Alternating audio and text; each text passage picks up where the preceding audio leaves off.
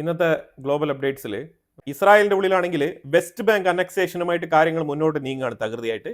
അതായത് west bank അനക്സേഷനുമായിട്ട് മുന്നോട്ട് പോവുക, ഇറാനെ തൽക്കാലം ഒന്ന് ഹോൾഡ് ചെയ്യുക, ഹൂത്തികളുടെ മേളിൽ ശക്തമായിട്ടുള്ള ആക്രമണം തുടരുക, ലബനാൻ, സിറിയ, ഗാസ ഇതുമായിട്ട് ബന്ധപ്പെട്ട് സറൗണ്ടിങ് ചെയ്ത് ഗാസയിൽ എത്ര വേഗം ഒരു സീസ് ഫയർ കൊണ്ടുവരിക, ഹമാസിനെ എലിമിനേറ്റ് ചെയ്യുക. ഇതാണ് നിലവിലുള്ള അജണ്ട. അതുപോലെ തന്നെ അമേരിക്ക IRGCയുമായിട്ട് ബന്ധപ്പെട്ട് എണ്ണ കച്ചവടം നടത്തുന്ന രാജ്യങ്ങൾക്കെതിരെ സാങ്ഷൻസ് കൊണ്ടുവന്നിരിക്കുകയാണ്. അതിൽ UAE ഉൾപ്പെടും, തുർക്കി ഉൾപ്പെടും, ഇറസ്പെക്റ്റീവ് ഓഫ് എനി പാർഷ്യാലിറ്റി. അങ്ങനെ തന്നെയാണ് ട്രംപ് പറഞ്ഞിരിക്കുന്നത്. ഒരു പാർഷ്യാലിറ്റി ഇല്ലാതെ UAE, ഹോങ്കോങ്, തുർക്കി ഈ 3 രാജ്യങ്ങൾക്കാണ് സാങ്ഷൻ കൊണ്ടുവന്നിരിക്കുന്നത്.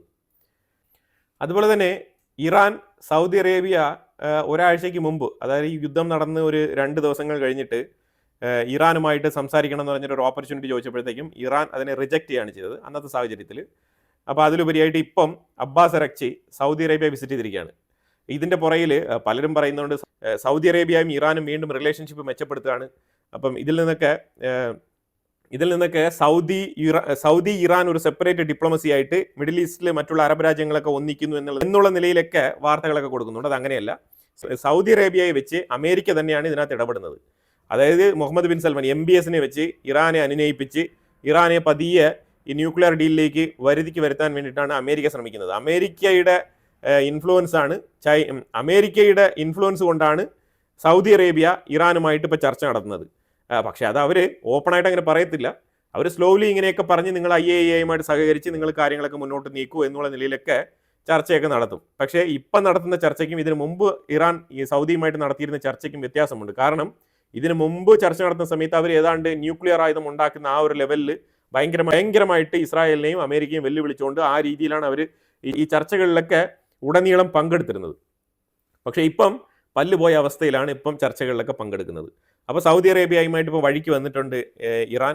അബ്ബാസ് അറക്ചി വന്നിട്ട് നമ്മൾ ഒരുമിച്ച് സഹകരിച്ച് പ്രവർത്തിക്കണം എന്നുള്ള നിലയിലൊക്കെ കാല് പിടിച്ചെന്നൊക്കെയാണ് കേൾക്കുന്നത്. ആ രീതിയിൽ സംസാരിച്ചിട്ട് പോയിട്ടുണ്ട്.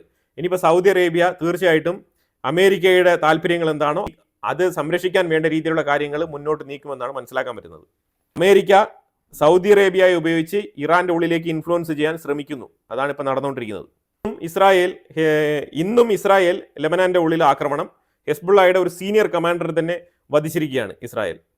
പിന്നെ ശരിക്കും പറഞ്ഞാൽ ഈ നയീം കാസിം ഇപ്പോഴത്തെ നിലവിലെ ഹെസ്ബുള്ളയുടെ ലീഡർ ഒരു ഇൻ്റർവ്യൂ കൊടുക്കുന്നുണ്ട്. ലെബനാനിലെ ഒരു TV ഇൻ്റർവ്യൂ ആണ് കൊടുക്കുന്നത്. അപ്പോൾ അതിനകത്ത് പറയുന്നത് നിങ്ങൾ നസറുള്ളയുടെ നഷ്ടം എങ്ങനെയാണ് നിങ്ങൾ കണക്കാക്കുന്നതെന്ന് ചോദിക്കുമ്പോഴത്തേക്കും നയീം കാസിം വളരെ ദുഃഖിതനായിട്ട് തന്നെയാണ് പറഞ്ഞത്. നസറുള്ള ഉണ്ടായിരുന്നെങ്കിൽ ഇസ്രായേലുമായിട്ടുള്ള യുദ്ധം ഒരിക്കലും അവസാനിക്കില്ലായിരുന്നു. ഞങ്ങൾ തുടരെ വളരെ ശക്തമായിട്ട് തന്നെ ഞങ്ങൾ പൊരുതുമായിരുന്നു എന്നാണ് പുള്ളി പറഞ്ഞു വെക്കുന്നത്. അതിലുപരിയായിട്ട് ഒരു കാര്യം കൂടെ പറയുന്നത്, നസറുള്ള ആയിക്കോട്ട് ഹെസ്ബുള്ളയുടെ എൻറ്റയർ ടീം തന്നെ ഇസ്രായേലിനെ അണ്ടർ എസ്റ്റിമേറ്റ് ചെയ്തു എന്നാണ് വളരെ ഓപ്പണായിട്ട് വെട്ടിത്തുറന്ന് പറഞ്ഞിരിക്കുന്നത്. അതിൻ്റെ ഏറ്റവും വലിയ ഉദാഹരണമായിരുന്നു പേജർ അറ്റാക്ക് എന്ന് പുള്ളി എടുത്തു പറയുന്നുണ്ടായിരുന്നു. കാരണം അവർ ഇസ്രായേലിനെ അണ്ടർ എസ്റ്റിമേറ്റ് ചെയ്തു എന്നാണ് വളരെ ഓപ്പണായിട്ട് സമ്മതിക്കുന്ന ഒരു സാഹചര്യമാണ് ഇന്ന് ഉണ്ടായിരിക്കുന്നത്. ഹെസ്ബുള്ളയുടെ ലീഡർ തന്നെയാണ് പറഞ്ഞിരിക്കുന്നത്. നസറുള്ളയുടെ ഒരു നഷ്ടം അത് ഏറ്റവും വലിയ നഷ്ടമാണ്. അതുപോലെ ഒരു ലീഡർ ഇനി ഹിസ്ബുള്ളയ്ക്ക് കിട്ടാനില്ല എന്നാണ് പറഞ്ഞു വെച്ചത്. അപ്പോൾ ഇപ്പോൾ ഉള്ള ലീഡറായിട്ടുള്ള ഇപ്പം നയീം കാസിം പോലും അയാളെ സ്വയമേ തന്നെ ആ രീതിയിലാണ് വിലയിരുത്തുന്നത്. കാരണം അയാളെ കണ്ടാൽ തന്നെ അറിയാം വേറെ ആളില്ലാത്ത സ്ഥിതിക്ക് എടുത്ത് വെച്ചതാണ്. അത് ഇസ്രായേലിന് വളരെ വ്യക്തമായിട്ട് അറിയാം. ഇല്ലെങ്കിൽ പുള്ളി എന്നേ തീർന്നേനെ. നമ്മൾ ഇന്നലെ തന്നെ ഞാൻ പറഞ്ഞിട്ടുണ്ടായിരുന്നു, ഈ കുർദിഷ് മേഖലയ്ക്ക് ഫണ്ട് കൊടുക്കുന്നുണ്ട് അമേരിക്ക. അപ്പോൾ ഈ കുർദിഷ് മേഖലയ്ക്ക് ഫണ്ട് കൊടുക്കുമ്പോഴത്തേക്കും ഇപ്പോൾ ഇറാഖിൻ്റെ ഉള്ളിലുള്ള ഷിയാക്കും സുന്നിക്കും ഇടയിൽ ഇപ്പം അടി തുടങ്ങിയിട്ടുണ്ട്. നല്ല അടിയാണ്. അതായത് അവർ ഇറാഖിൻ്റെ ഉള്ളിൽ ഇപ്പം അറ്റാക്കിംഗ് നല്ല രീതിയിൽ തുടങ്ങിയിട്ടുണ്ട്. അങ്ങോട്ട് രൂക്ഷമായ ആക്രമണങ്ങൾ ഇറാഖിൻ്റെ ഉള്ളിൽ തുടങ്ങിയിട്ടുണ്ട്. ഇത് പതിയെ ഈ സുന്നി ഭരണകൂടങ്ങൾ എവിടെയൊക്കെ ഉണ്ടോ അവിടെയൊക്കെ ഇങ്ങനെ നീണ്ടുവരും.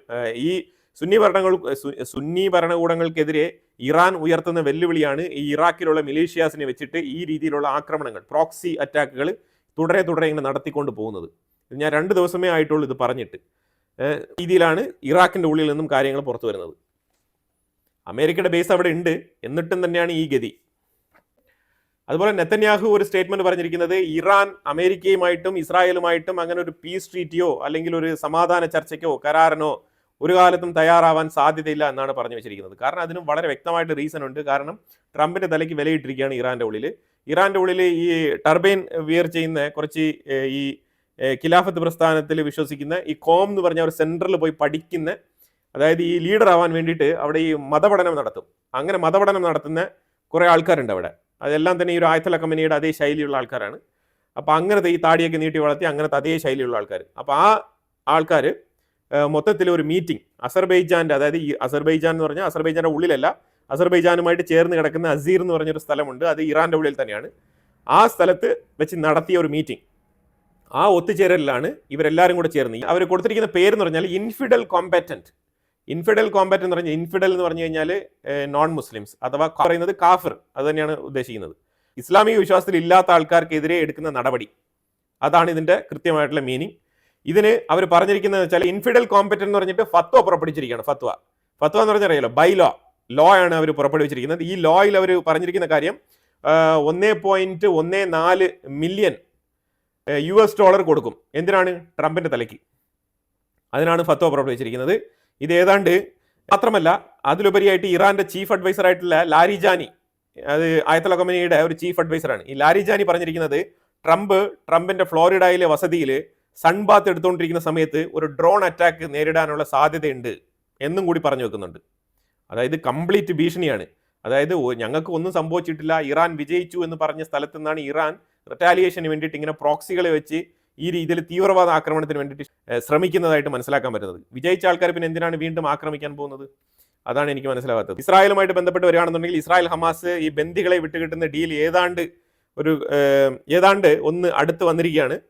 ഒരേ ഒരു വിഷയം മാത്രമേ കുറച്ചുകൂടി ഡീറ്റെയിൽ ആയിട്ട് ക്ലാരിഫൈ ചെയ്യേണ്ടതുള്ളൂ. അത് IDFന്റെ റീഡിപ്ലോയ്മെന്റ്, അതിനെക്കുറിച്ചാണ്. അതായത് ഈ ഒരു പിന്നെ റീഡിപ്ലോയ്മെന്റിന് ഹമാസ് സമ്മതിക്കുമെന്നുള്ള നമുക്ക് അറിയത്തില്ല. കാരണം ഇസ്രായേൽ പറഞ്ഞിരിക്കുന്നത് പറഞ്ഞാൽ ബഫർ സോണിലേക്ക് മാറുന്ന കാര്യമാണ്. പക്ഷേ ഹമാസ് പറയുന്നത് മൊത്തത്തിൽ ഗാസയിൽ നിന്ന് തന്നെ പിൻവലിയുന്ന കാര്യമാണ് പറഞ്ഞുകൊണ്ടിരിക്കുന്നത്. IDF ട്രൂപ്പ് മൊത്തത്തിൽ ഗാസയിൽ നിന്ന് പിന്മാറുന്ന കാര്യമാണ് പറഞ്ഞുകൊണ്ടിരിക്കുന്നത്. ഇത് രണ്ടും തന്നെ സംഭവിക്കാൻ പോകുന്നില്ല. ഇവിടെ തന്നെയാണ് പ്രശ്നങ്ങൾ കിടക്കുന്നത്. ഇനി എങ്ങനെയെങ്കിലും ഈ ഒരു ബന്ദികളെ മോചിപ്പിക്കണം എന്ന് വിചാരിച്ചുകൊണ്ട് ഇസ്രായേൽ ഏതെങ്കിലും കടുത്ത തീരുമാനങ്ങൾ എടുത്തു കഴിഞ്ഞാലായി. അല്ലാത്ത പക്ഷത്തിൽ യാതൊരു രീതിയിലും ഇതിനകത്ത് ഒരു നീക്കുപോകുന്ന സാധ്യതയില്ല എന്നാണ് ബെഞ്ചമിൻ നെതന്യാഹു പറഞ്ഞു വെക്കുന്നത്. അതായത് ഹമാസിനെ ഉന്മൂലനം ചെയ്യുക എന്നുള്ളതാണ് ഇതിന്റെ അൾട്ടിമേറ്റ്. അപ്പോൾ ആ ഒരു അൾട്ടിമേറ്റം ഇതുവരെ പിടിച്ചു നിർത്തിയത് എന്തിനാണ്? എന്നാൽ പിന്നെ നേരത്തെ തന്നെ നമ്മൾ IDF ട്രൂപ്പിനെ പിൻവലിച്ചിട്ട് ഈ ബന്ദികളെ മൊത്തം റിലീസ് ചെയ്യിപ്പിക്കാമായിരുന്നല്ലോ. അങ്ങനെയാണ് ഇപ്പോൾ ചോദ്യങ്ങൾ ഉയരുന്നത്. അതുകൊണ്ട് തന്നെ ഫാർ റൈറ്റ് ആയിക്കോട്ടെ, ബെഞ്ചമിൻ നെതന്യാഹുവിൻ്റെ കൂടെയുള്ള കംപ്ലീറ്റ് സപ്പോർട്ടേഴ്സ്, ലിക്വിഡ് പാർട്ടി എല്ലാം തന്നെ ഈ IDF ട്രൂപ്പിനെ വിത്ഡ്രോ ചെയ്യുന്നതുമായിട്ട് ഇതുവരെ ഒരു പോസിറ്റീവ് നിലപാട് എടുത്തിട്ടില്ല. ഇതൊരു പ്രതിസന്ധി സൃഷ്ടിക്കുന്നുണ്ട്. ഹൂത്തികൾ അറ്റാക്ക് ചെയ്ത കപ്പലുണ്ടല്ലോ, ഗ്രീക്ക്, ആ കപ്പൽ കടലിൽ അവർ മുക്കി താഴ്ത്തിയിട്ടുണ്ട്. ആ താഴ്ത്തിയ സമയത്ത് അതിന് മുമ്പ് തന്നെ അതിലുണ്ടായിരുന്ന ക്രൂ മെമ്പേഴ്സിനെ എല്ലാം അവർ കിഡ്നാപ്പ് ചെയ്ത് വെച്ചിട്ടുണ്ട്. അവരെന്ന് പറഞ്ഞാൽ ഒരു ബോധവും ഇല്ലാത്ത ആൾക്കാരാണ് ഈ ഹൂത്തികൾ. അപ്പോൾ അതുകൊണ്ട് അവരെടുത്ത് പോയിട്ട് ബാർഗെയിനിങ് കാര്യങ്ങളൊന്നും നടക്കുന്ന ഒരു സംഗതിയല്ല. അവരെ അങ്ങോട്ട് അടിക്കുക, അവർ വല്ലപ്പോഴും കൂടെ സമയം കിട്ടുമ്പോൾ ഇങ്ങോട്ട് തിരിച്ചടിക്കും. ഇതാണ് സംഭവിച്ചുകൊണ്ടിരിക്കുന്നത്. ഇനി അതല്ലാന്നുണ്ടെങ്കിൽ തുടരെ അവരെ തുരത്തി അടിക്കേണ്ടി വരും. അങ്ങനെ കണ്ടിന്യൂസ് ആയിട്ട് അറ്റാക്ക് ചെയ്തുകൊണ്ടിരുന്നാൽ മാത്രമേ ആ റെഡ് സീ ഏരിയയിൽ ആ ഒരു ട്രേഡ് റൂട്ട് വൃത്തിയായിട്ട് സൂക്ഷിക്കാൻ പറ്റുള്ളൂ. അവിടെ ഹൂത്തികൾ ഉള്ളിടത്തോളം കാലം അവിടെ ഒരു സ്മൂത്ത് ട്രാൻസ്പോർട്ടേഷൻ സാധ്യമല്ല. ഗാസയിൽ GHF എന്ന് പറഞ്ഞ് അമേരിക്കൻ സപ്പോർട്ടോട് കൂടി അവിടെ എയ്ഡ് വിതരണം നടത്തുന്ന സംഘടന ഗാസയുടെ സൗത്ത് സൈഡിലേക്ക് ഈ എയ്ഡ് വിതരണം മാറ്റാം എന്നുള്ളൊരു ഐഡിയ പറഞ്ഞിട്ടുണ്ടായിരുന്നു. ആ പ്രപ്പോസലിനെ ഗാസയിലുള്ള ജനങ്ങൾ എതിർക്കുന്നതായിട്ടാണ് വാർത്തകൾ പുറത്തു വരുന്നത്. അതായത് ഞങ്ങൾക്ക് അങ്ങനെ സൗത്ത് സൈഡിൽ, ഫാർ സൗത്തിൽ പോയി അങ്ങനെ താമസിക്കേണ്ട എന്നാണ് പറയുന്നത്. അതായത് ഗാസയിൽ നിന്നും പുറത്തു പോയി താമസിക്കാൻ ഞങ്ങൾ തയ്യാറല്ല എന്നാണ് അവർ പറഞ്ഞിരിക്കുന്നത്. അതായത് ഇപ്പം ഈ ഒരു ഹമാസുമായിട്ട്, അതായത് ഈ ഒരു യുദ്ധം നിർത്തണം, സീസ് ഫയർ എന്നൊക്കെ പറയുമ്പോഴത്തേക്കും ഈ ജനങ്ങൾ ഉൾപ്പെടെ ഈ ഹമാസുമായിട്ട് ഒത്തുചേർന്ന് നിൽക്കുന്ന സാഹചര്യമാണ് കാണാൻ കഴിയുന്നത്. അപ്പോൾ അതുകൊണ്ട് തന്നെ സാധാരണക്കാർ ഇപ്പോൾ ഹമാസിനെ എതിർക്കുന്ന ആൾക്കാരുണ്ടെങ്കിൽ തന്നെയും ആരും തന്നെ പുറത്തു വരില്ല. കാരണം ഹമാസ് നിർവീര്യമാകുന്നു എന്നുള്ളത് ഒന്ന് ഉറപ്പായിട്ട് ആ ജനങ്ങൾക്ക് മനസ്സിലായാൽ മാത്രമേ ആ ജനങ്ങളിലേക്ക് കൃത്യമായിട്ട് ഈ ഹമാസിനെ സപ്പോർട്ട് ചെയ്യാത്ത ആൾക്കാർ, ഹമാസിനെ സപ്പോർട്ട് ചെയ്യുന്ന ആൾക്കാർ എന്നുള്ള നിലയിൽ രണ്ട് സെക്റ്റായിട്ട് അവിടെ മാറുള്ളൂ. അല്ലാന്നുണ്ടെങ്കിൽ എല്ലാം പേടിത്തൊണ്ടമാരാണ്. ഹമാസ് ഏത് നേരത്തും വെടിവെച്ചിടും എന്ന് പറഞ്ഞിട്ട് പേടിച്ച് ഹമാസിന്റെ പുറയിൽ തന്നെ നിൽക്കുകയുള്ളൂ. അപ്പോൾ ആ രീതിയിലാണ് ഇപ്പോൾ നിൽക്കുന്നത്. അപ്പോൾ അതിന് IDF നല്ല രീതിയിൽ IDF ശക്തമായ ആക്രമണം നടത്തി ഹമാസിനെ ഉന്മൂലനം ചെയ്താൽ മാത്രമേ ആ ജനങ്ങളെ കൃത്യമായിട്ട് ഇവർ വിചാരിക്കുന്ന തരത്തിൽ കൊണ്ട് പ്ലേസ് ചെയ്യാൻ പറ്റുള്ളൂ. അല്ലാത്ത പക്ഷത്തിൽ അവരെല്ലാം തന്നെ ഹമാസ് പറയുന്നത് കേട്ട് ഇങ്ങനെ യെസ് പറഞ്ഞുകൊണ്ട് അവിടെ ഇരിക്കത്തേ ഉള്ളൂ. അപ്പോൾ അതുകൊണ്ട് അവർ ഗാസയിൽ നിന്നും സൗത്ത് സൈഡിലേക്ക് മൂവ് ചെയ്യാൻ തയ്യാറല്ല എന്നാണ് പറഞ്ഞിരിക്കുന്നത്. അപ്പോൾ എന്തായാലും ഇതിനെക്കുറിച്ചുള്ള അഭിപ്രായങ്ങൾ കമന്റ് ബോക്സിൽ രേഖപ്പെടുത്തുക. കൂടുതൽ വിഷയങ്ങളുമായിട്ട് അടുത്ത വീഡിയോയിൽ വരാം. Thank you so much.